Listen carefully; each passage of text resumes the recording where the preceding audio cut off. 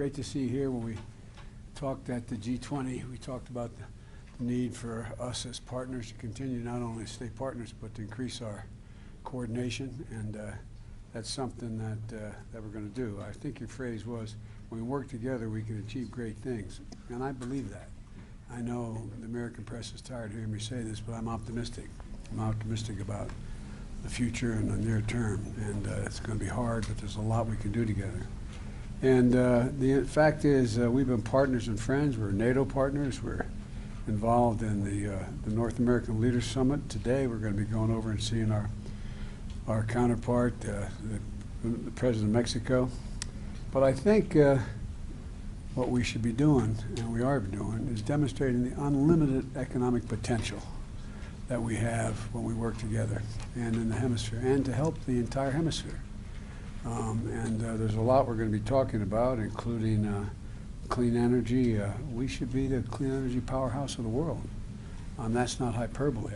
I genuinely mean that. And we're also in a situation where we're in the process at home, and you are as well. We've talked about it, strengthening our supply chains so that no one can arbitrarily hold us up, or a pandemic in Asia cause us to not have access to critical elements that we need to do everything from build automobiles to so many other things. And together, I think we're achieving some really significant things. Today, we're going to discuss how we can try to help stabilize Haiti, how we can deal with migration, and at the same time bolster our national security. So I want to thank you again. You've always been there whenever I've called. You picked up the phone. I always think it's the same here.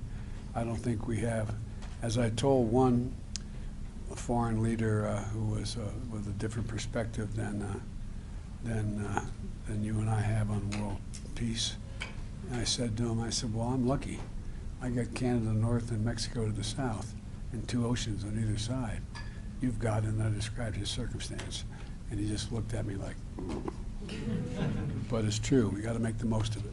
And so thank you for everything.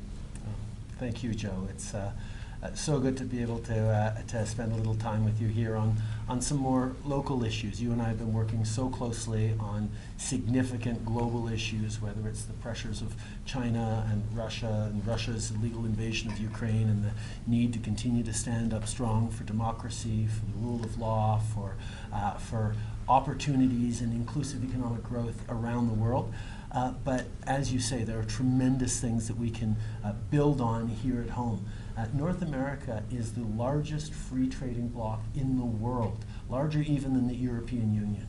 We have a tremendous amount to contribute to the world in goods and services, but also in technologies and solutions that the world really needs. And our capacity to work together has brought us to places of extraordinary success, but at a time of disruption around the world, a time of very real challenges, we can and must be doing even more. So I'm really pleased with all the work that our folks have been doing over the past many months and years on aligning, on coordinating, so that we're leading the way on the net zero transition we all have to do, while at the same time ensuring that individual Canadians and Americans and Mexicans and others around the world can see themselves in the future in an optimistic way, and understand that yes, we're at a time of challenges and strife, but you're right, there's a lot of reasons to be optimistic, especially for those of us in our countries. But it's going to take a lot of work, something that neither you nor I nor mostly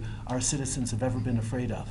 Rolling up our sleeves and building that better future in those better communities is absolutely essential. So as we talk about issues, whether it's Haiti, whether it's some of the challenges in South America, whether we talk about critical minerals and energy and how we're going to continue to move forward to create those efficient and resilient supply and value chains that we need, there's a lot that we're going to be able to do together.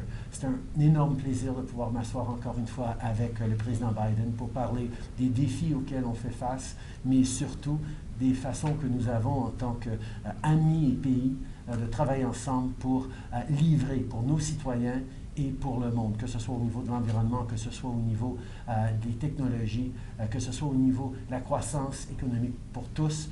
On va faire le travail ensemble, et je suis très content d'être ici avec toi, Joe. Merci. every time you end like that, I think to myself, I should have spent more time when I was in college. I took French for years, but I never. Anyway, thank you. Mr. President, can you comment access to access? Mr. President, can you comment on the classified documents?